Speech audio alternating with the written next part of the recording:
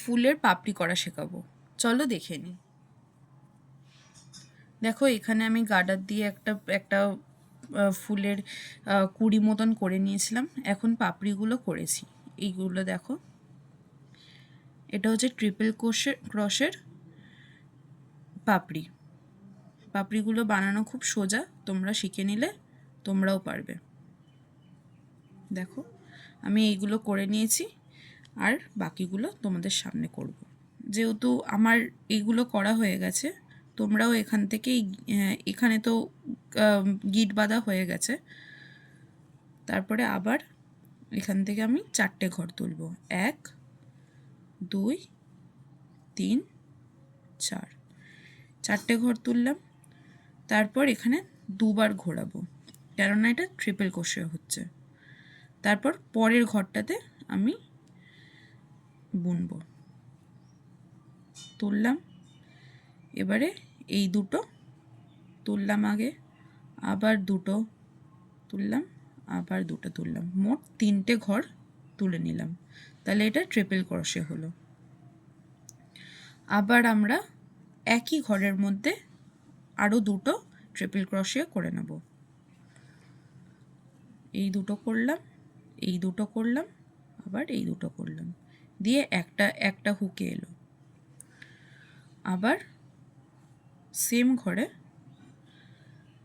আমি সেই একই কাজটা করে নেব।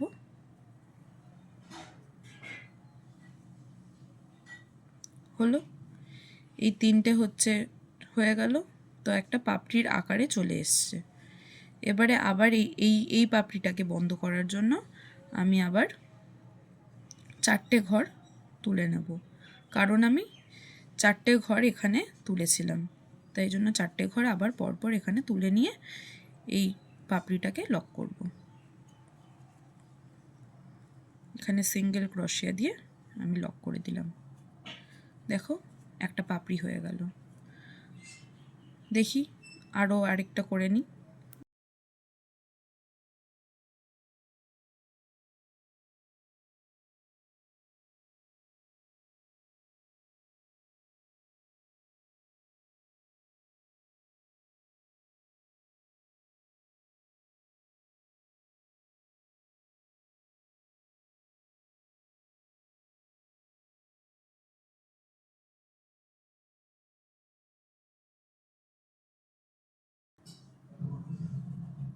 পরের ঘরে আমি লক করে দিলাম।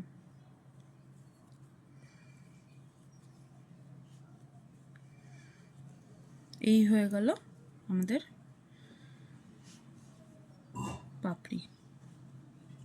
পাপড়িগুলো দেখতে খুব কিউট লাগছে। এইগুলো আমি করে পরের ভিডিওতে আমি দেখাচ্ছি। দেখো ফুলটা আমার খুব সুন্দরভাবে হয়ে গেছে। এখন আমি এই সুতোটা কেটে নেব। দেখো এইটা আমার বানানো হয়ে গেছে, কি সুন্দর লাগছে। এটাকে আরও ভালো করে ফিনিশিং দেওয়ার জন্য এটাকে ভেতরে ঢুকিয়ে নেওয়া যায়। এটা কিন্তু আমার অর্ডারে ছিল, তাই জন্য আমি তাড়াতাড়ি করে এটা বানিয়ে তোমাদেরকে দেখাচ্ছি। এই ছোট ছোট কিউট কিউট জিনিস তোমরাও এইগুলো ঘরে বানিয়ে তোমরাও সেল করতে পারো। খুব সুন্দর দেখতে। দেখো,